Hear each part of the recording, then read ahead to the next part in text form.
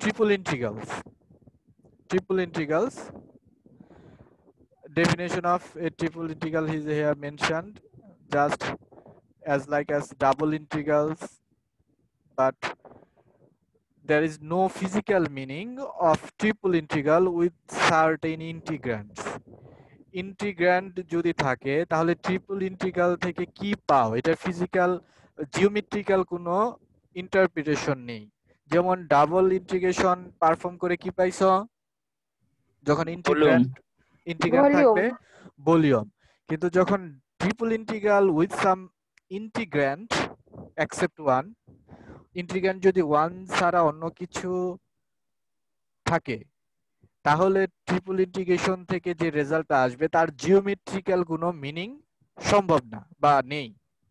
কারণ তখন তো আমরা তো জানি বাস্তবে 3 ডাইমেনশনাল পর্যন্ত আমরা অবজার্ভ করতে পারি বা ড্র করতে পারি, তাহলে 4 ডাইমেনশনাল রেজাল্ট মানে ফিগারটা জিওমেট্রিক্যাল কি আসবে সেটা আমরা কিন্তু পারবো না।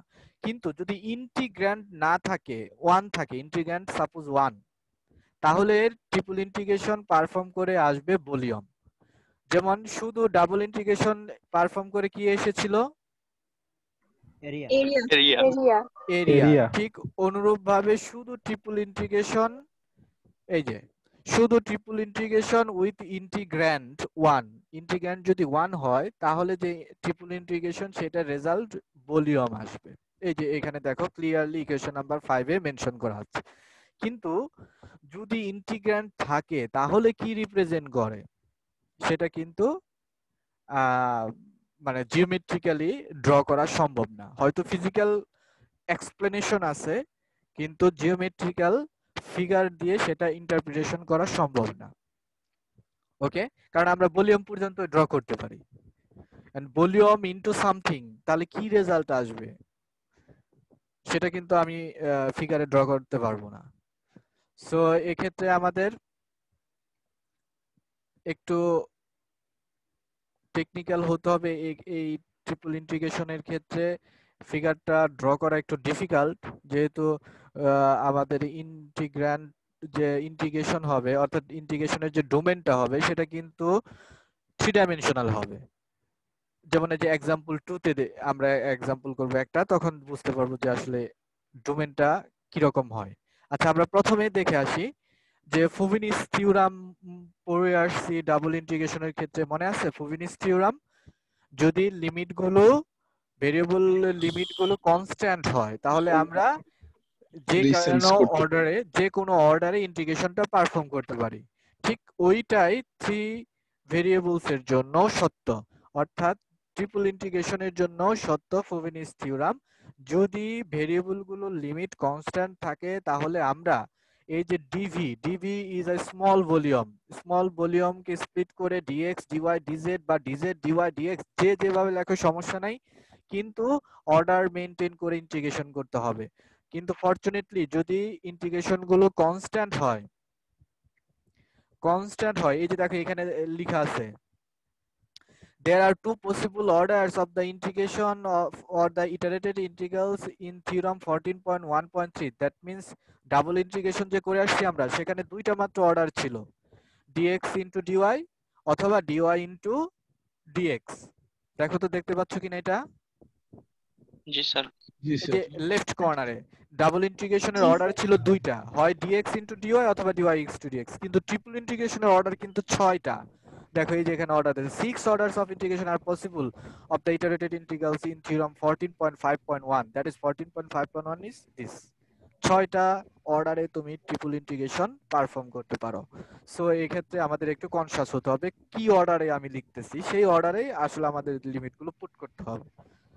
ওকে,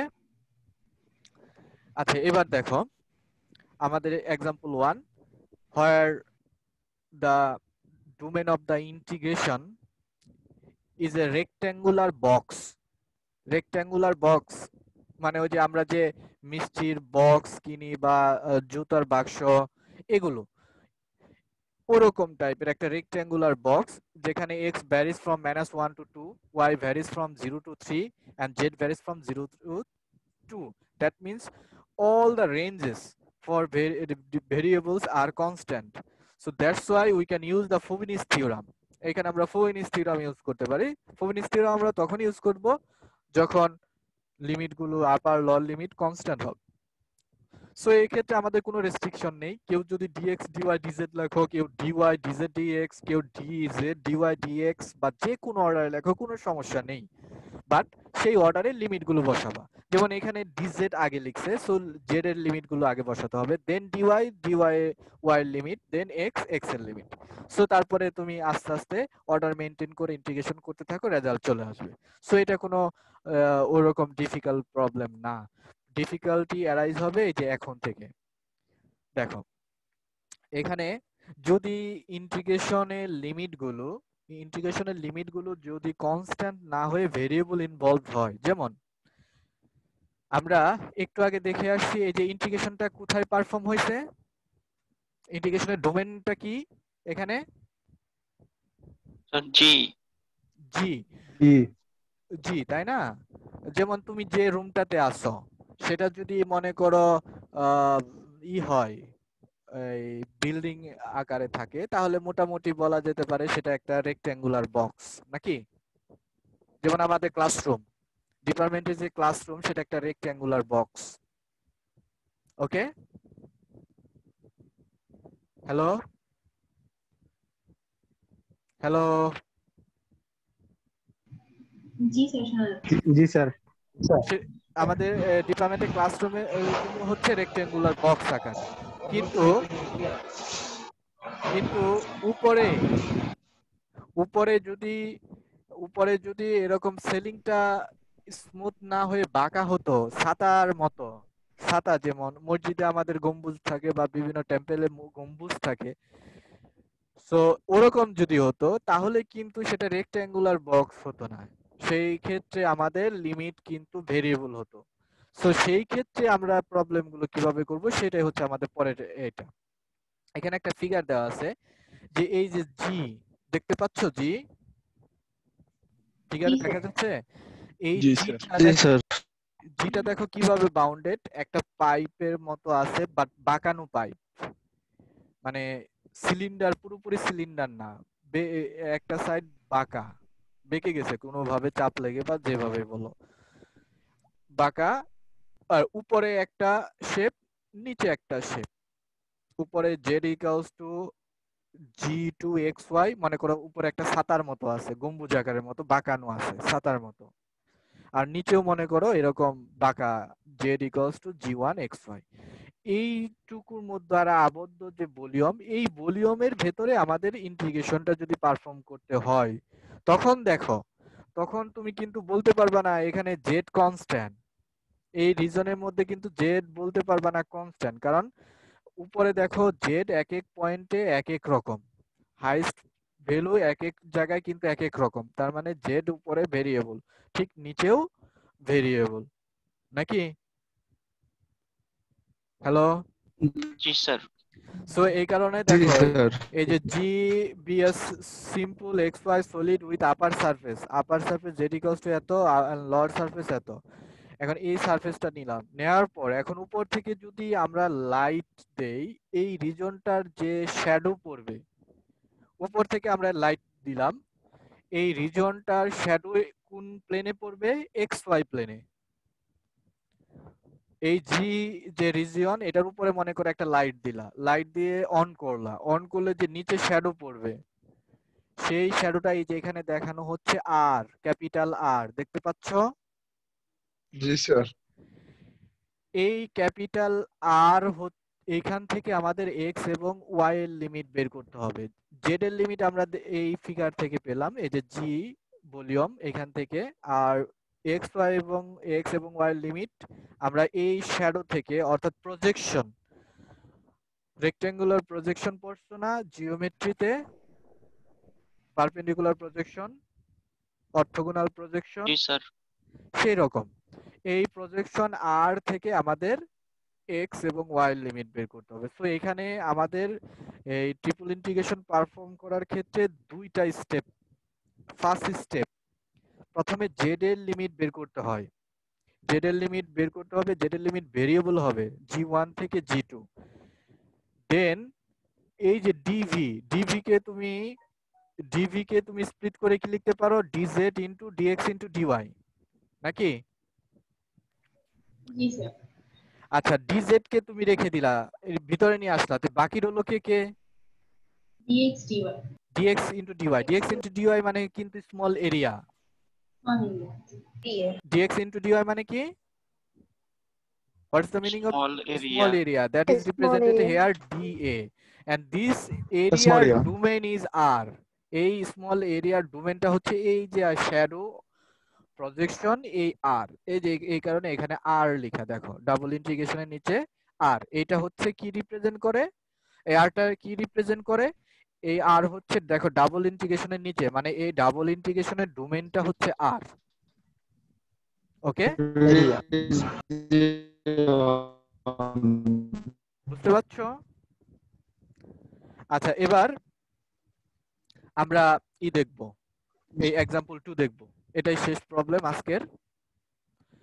দেখো example 2, let g be the wedge, wedge চিনো, wedge কেমন,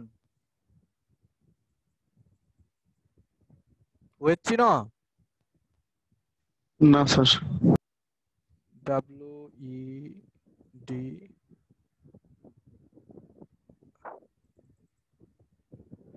W E D G E, wedge graph,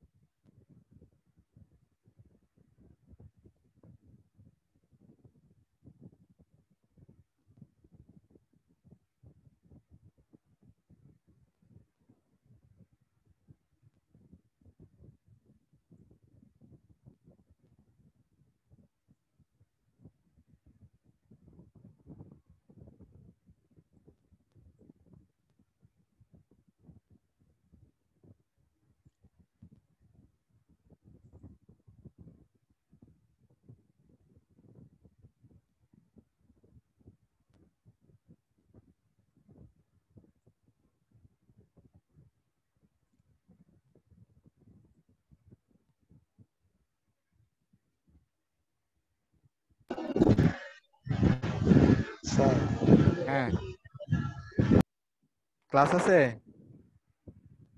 না স্যার, আজকে কোনো ক্লাস নাই। তাহলে তার চিন্তাই নাই। দেখো এই যে দেখতে পাচ্ছ, ইমেজ দেখতে পাচ্ছ এখানে, হ্যালো, জি স্যার, দেখতে পাচ্ছি।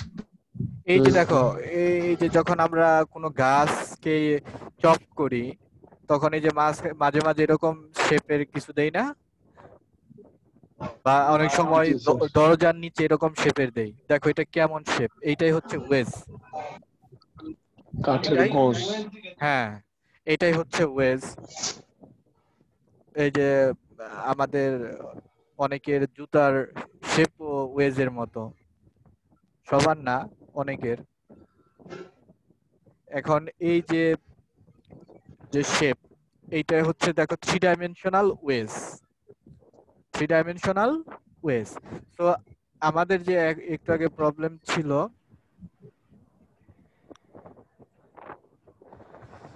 let G be the wedge in the first octane. Octane কি জানো, মনে আছে? আমরা পড়ছিলাম। থ্রি ডাইমেনশনালে একটা পার্ট। হ্যাঁ, একটা পার্ট। প্রত্যেক অক্টেন হচ্ছে কয়টা? অক্টেন কয়টা থাকে? 8টা। অক্টেন 8টা। তো এটা হচ্ছে first octane, that is cut from the cylindrical solid y square plus z square less than or equal to 1, y square plus z square less than or equal to 1, and by the planes y equals to x and x equals to 0. পরীক্ষায় কিন্তু figure দেওয়া থাকবে না। এখন কিভাবে বুঝবো কি represent করতেছে, এটা কি রকম ফিগার? আমরা বলে আসছি কিভাবে থ্রি ডাইমেনশনাল ফিগার ড্র করতে হয়। যেমন প্রথমে প্লেন ড্র করো, এখানে y equals to x, y equals to x, এটা কার plane?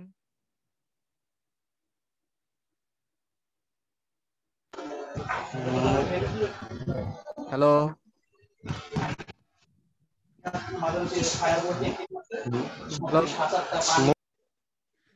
y equals to x কার প্লেন? মূলবিন্দুগামী সরলরেখা স্ট্রেট লাইন। মূলবিন্দুগামী সরলরেখা। বলতেছি প্লেন, বলতেছে সরল রেখা। আচ্ছা, সহজটা ধরি, x equals to 0 এটা কার equation? y Y plane. x equals to 0 এখানে অ্যাবসেন্ট হচ্ছে y আর z, Y তার Z মানে plane. y z plane. আচ্ছা, এই যে Y Z ফিগারটা, plane. এই যে আমাদের এখানে ফিগারটা দেখা যাচ্ছে, সবাই দেখতে পাচ্ছ? জি স্যার। জি স্যার। এই এই ওয়েস্টার পেছনে, এই পেছনটা দেখো y z প্লেনের সাথে লেগে আছে, তাই না? জি স্যার। এই পেছনটা y z এর সাথে লেগে আছে। আচ্ছা, মনে মনে তুমি জেড অ্যাক্সিস কে বাদ দিয়ে দাও, মনে মনে ধরো জেড অ্যাক্সিস নাই, শুধু এক্স ওয়াই অ্যাক্সিস। এই যে আমি যতটুকু দেখাইছি এক্স, এই যে এটা হচ্ছে এক্স অ্যাক্সিস, ওয়াই অ্যাক্সিস, নাকি? হ্যালো, জি। আমি জি স্যার। 3 ডাইমেনশনালের জেড টুকু আমি মনে মনে হাত দিয়ে ঢেকে দিলাম। এখন দেখো শুধু এক্স অ্যাক্সিস আর ওয়াই অ্যাক্সিস এখানে আছে।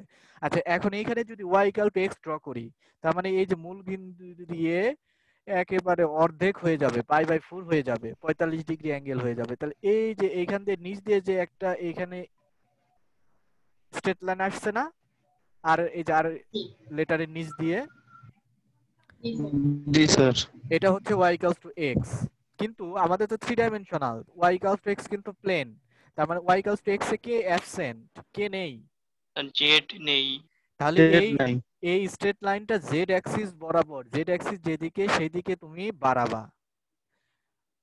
এই স্ট্রেট লাইনটাকে z অ্যাক্সিস বরাবর এক্সপান্ড করো।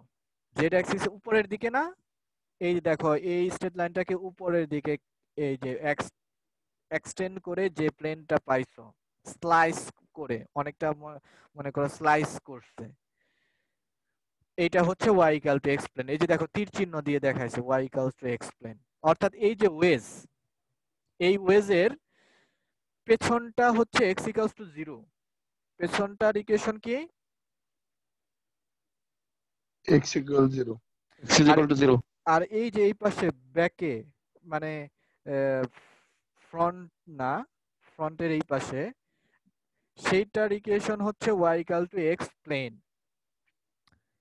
ওকে, এবার y square plus z square less than equal to 1। আচ্ছা, মনে মনে 1 যদি ধরো, y square plus z square equals to 1, তাহলে এটা কিন্তু y z প্লেনে একটা সার্কেলের ইকুয়েশন।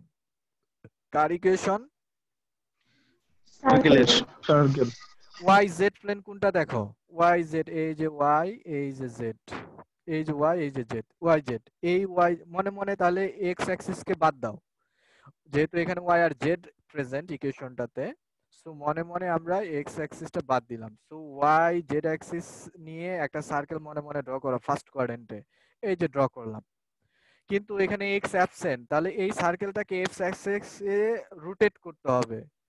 তাহলে দেখো এই যে এখানে শেপ আসছে, একটা শেপ আসছে না? হ্যালো, স্যার বুঝি। বুঝো নাই? এই যে ওয়েস্টার ফ্রন্ট, ফ্রন্ট একটা বাঁকা না সিলিন্ডার? যেখানে জি লেখা হ্যাঁ, জি লেখা যেখানে, ও, বুঝো নাই? এই যে জি স্যার এবার এই যে তীর চিহ্ন দিয়ে দেখানো হচ্ছে, তীর চিহ্ন দিয়ে দেখানো হচ্ছে y square plus z square equals to 1। এই যে উপরে স্ফিয়ার, এই উপরের স্ফিয়ারে সারফেসের ইকুয়েশন হবে y স্কয়ার প্লাস z। মানে উপরে করে দেওয়া। x অ্যাক্সিস কে কেন্দ্র দিকে তুমি রোটেট করবা, এই সার্কেলটাকে x অ্যাক্সিস এর দিকে রোটেট করবা সেন্টারকে কেন্দ্র করে। বুঝো নাই? ওই যে জি স্যার ভলিউম বুঝেছি। রেভুলেশন পড়ো নাই ক্যালকুলাস 1 এ? রেভুলেশন দিয়ে ভলিউম বের করা, আবর্তন দিয়ে। জি। হ্যালো, মনে করো এই যে কয়েন, জি স্যার। পয়সাকে তুমি টেবিলে রেখে যদি যে হাত দিয়ে যদি করো, ক্লিক করো, তাহলে ওটা ঘুরে একটা ভলিউম শেপ করে না? জি স্যার। বুঝো নাই কিছুই। তোমরা ক্যালকুলাস 1 কি পড়ছো? ইন্টিগ্রেশন মনে হয় পড়োই নাই। আচ্ছা, এই যে ওয়েজে কয়টা ফ্রন্ট সেটা বলো। ওয়েজের সাইড কয়টা এই ওয়েজটাতে?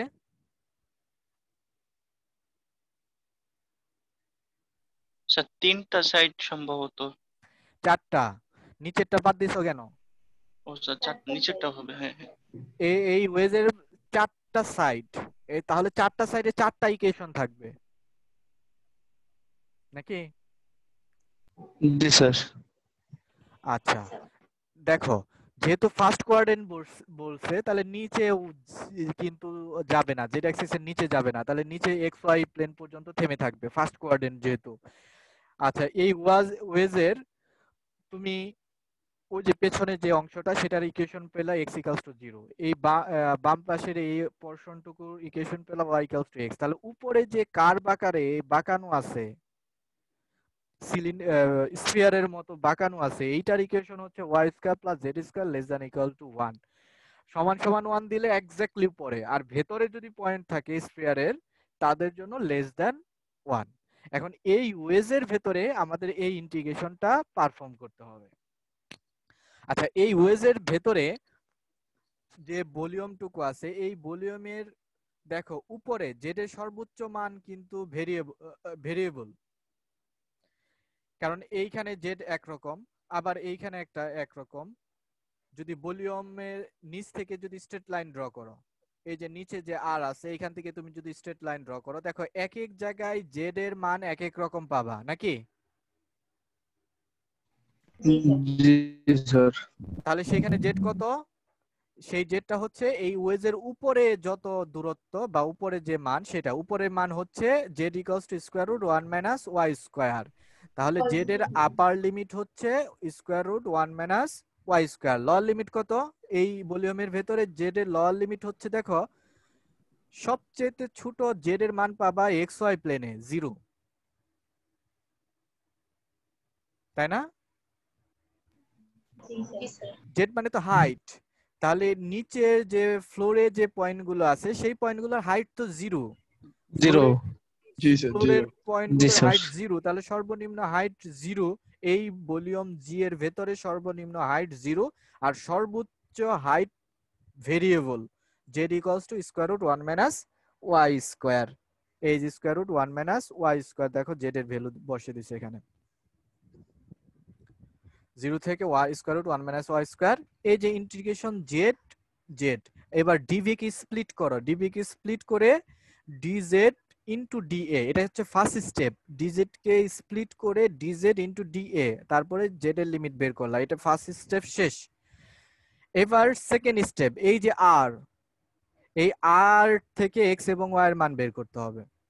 আর থেকে এক্স এবং ওয়াই এর মান বের করতে হবে। দেখো আর থেকে এক্স এবং ওয়াই এর মান কিভাবে বের করতে পারি। আর আর কি যেন ছিল, এই যে একটু আগে আমরা এখানে দেখেছিলাম ফিগারটাতে, আর কি ছিল যেখানে? প্রজেকশনটা। Shadow sir. ডোমেন। হ্যাঁ, সবই সঠিক বলতেছো, যে ডোমেন বলছো সেও সঠিক, শ্যাডো, প্রজেকশন সবাই সঠিক, মানে কোনোটাই ভুল হয়নি। আর ডোমেন কোনটুকু ডোমেন? শুধু এই ডাবল ইন্টিগ্রেশনের ডোমেন। আবার শ্যাডো যে বলছো সেও ঠিক আছে, প্রজেকশন যে বলছো সেও ঠিক আছে। সো এখন এই আরটা বের করব আমরা কিভাবে? আরটা বের করব, যে ভলিউমটা দেয়া আছে তার উপরে লাইট মনে মনে ফিট করবা। এবার আমরা এই ওয়েজের উপরে মনে মনে লাইট ফিট করো, দেখো তো কি ছায়া পড়বে নিচে। নিচে ছায়া পড়বে, দেখো এই আর এর বাইরে কোনো ছায়া পড়বে? না স্যার। দেখো তো তুমি, মনে করো ছাতা, একটা ছাতা মাথায় ধরে উপরে ছাতার উপরে তুমি লাইট ধরলা, নিচে মাটিতে ছায়া কতটুকু পড়বে? 7 রেডিয়াস যতটুকু। ছাতার একেবারে সবচেয়ে বড় অংশের যে রেডিয়াস ওইটুকুর কিন্তু পড়বে, ঠিক তাই। এখন এখানে যদি লাইট ধরো, সবচেয়ে বড় অংশ হচ্ছে এই যে নিচের টুকুই, তাহলে সবচেয়ে বড় অংশের ছায়া পড়বে নিচের টুকুতে, নিচেরটাই। দেখো তো বুঝতে পারছি কিনা। এখানে লাইট ধরলে এই জি পুরো জি টুকুর ছায়া পড়বে এই যে আর, দেখো সেটা একটা rectangle in the x y plane. এই যে এক্স ওয়াই প্লেনে একটা রেক্টেঙ্গেল, এইটুকু হচ্ছে R. X y plane draw করো আর এর জন্য, এক্স অ্যাক্সিস ওয়াই অ্যাক্সিস, এই যে এক্স অ্যাক্সিস ওয়াই অ্যাক্সিস। এইখানে দেখো 1, এই 1টা কোথা থেকে পাইছি? ওয়াই অ্যাক্সিসের এখানে বলো তো। সার্কেলের রেডিয়াস। সার্কেলের রেডিয়াস। এবং দেখো এই 1টা কিন্তু যে এর উপর অবস্থিত, স্ফিয়ারের যে এখানে equation y square plus z square equals to 1, এইটার উপর অবস্থিত। আচ্ছা, y অ্যাক্সিস এর উপরে z এর মান তো 0 নাকি? জি স্যার। তাহলে এখানে z এর মান 0 বসিয়ে দাও, y এর মান কত পাবা? 1। তাহলে এই পয়েন্টে y এর ভ্যালু হচ্ছে 1। দেখো এই যে y অ্যাক্সিসে এই পয়েন্টের মান দিছে 1। এবার এই যে একটা কর্নার আছে, এই যে কর্নার ট্রায়াঙ্গেল, নিচে ট্রায়াঙ্গেলে 3টা ভার্টেক্স, একটা হচ্ছে অরিজিন, আরেকটা হচ্ছে এই যে 1। যদি 2 ডাইমেনশনালে নাও তাহলে x এর কোঅর্ডিনেটস হচ্ছে 0। এখন এইটার কোঅর্ডিনেটস কত? এই যে আরেকটা ভার্টেক্স শীর্ষবিন্দু আছে ট্রায়াঙ্গেলের, এটা আমরা কিভাবে বের করতে পারি? সলভ করে। দেখো এই ভার্টেক্সটা কার কার ইন্টারসেক্টিং পয়েন্ট? এই ভার্টেক্সটা কার উপর? y equal mx বা y equal x। y equal to x প্লেনের উপর, এই যে y ইকুয়াল টু x প্লেনের উপর কিন্তু ভার্টেক্সটা আছে না? জি স্যার। তার মানে এটা 2 ডাইমেনশনালের নিচে যে এই যে এখান দিয়ে যে লাইনটা আসছে, অর্থাৎ এই যে এই লাইনটা ফিগার 14.5.4 এ এই লাইনটা, এটা হচ্ছে y equal to x, y equal to x।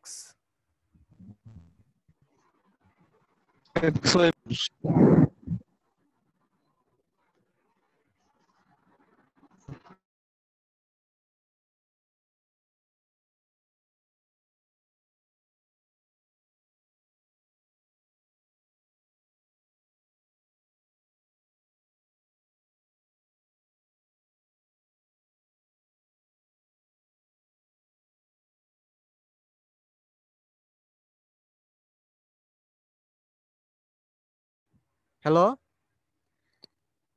G sir. তাহলে এটা হচ্ছে y equal to x line. এখন y equal to x line, দেখো এখানে y এর ভ্যালু কত ছিল? এই যে কার্সরটা যেখানে আছে, হাইয়েস্ট ভ্যালু ছিল 1। স্যার 1। তাহলে এই ইন্টারসেক্টিং পয়েন্টে ভ্যালু 1 বসাও, তাহলে x এর ভ্যালু পেয়ে যাবা 1।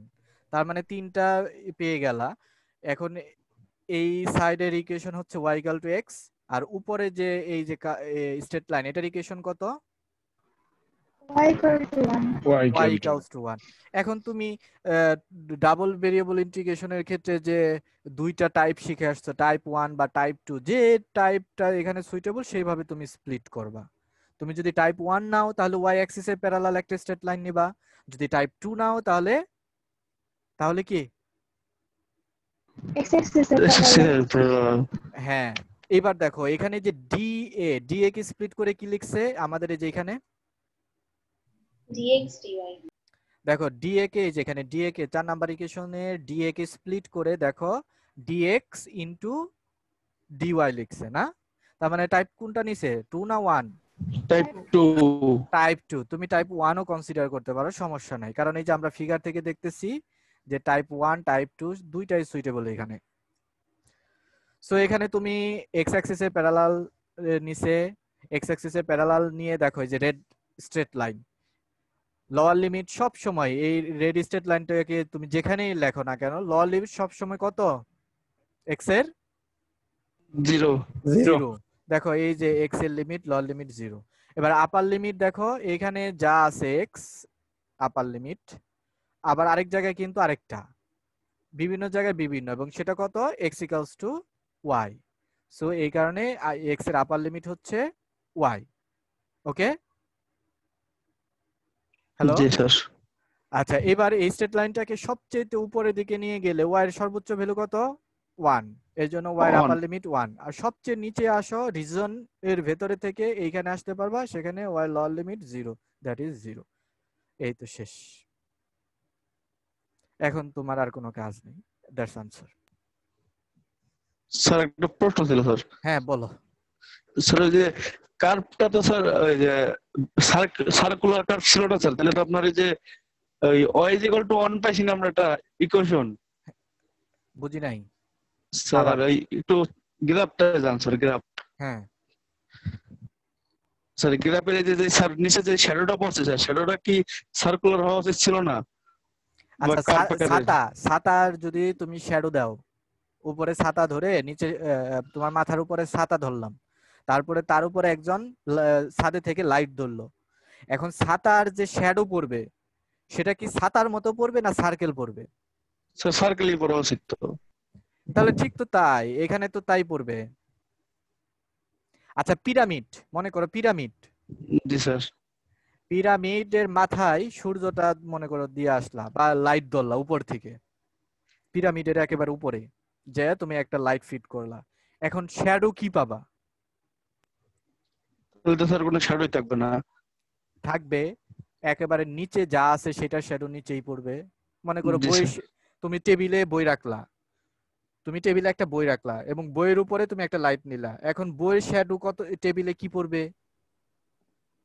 বইটা যতটুকু বই rectangle। সমানেই, বই সমানেই, তো এখানেও তাই, এখানেও তাই পড়বে। নিচে দেখো সবচাইতে বড়, এই ওয়েজের নিচে কিন্তু সবচাইতে মোটা,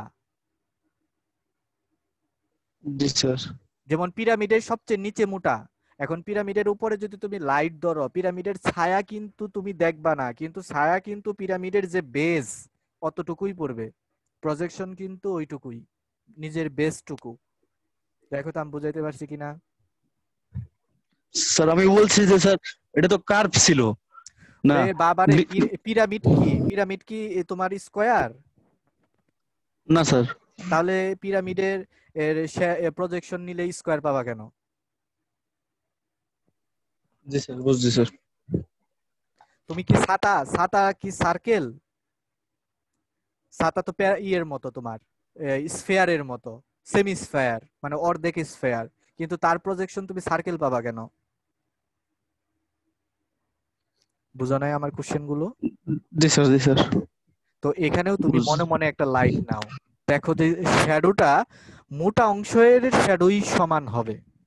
দেখো মোটা অংশ হচ্ছে, সবচেয়ে মোটা অংশ হচ্ছে নিচের অংশটুকু, এবং সবচেয়ে নিচের অংশটুকু হচ্ছে দেখো একটা রেক্ট্যাঙ্গেল, অর্থাৎ ছায়াটা ওইটাই হবে। তুমি যদি কনফিউশন হয়, তুমি একটা ওই যে বাড়িতে যদি জুতা থাকে, যে একটু আগে ফিগার দেখাইলাম না, জি স্যার।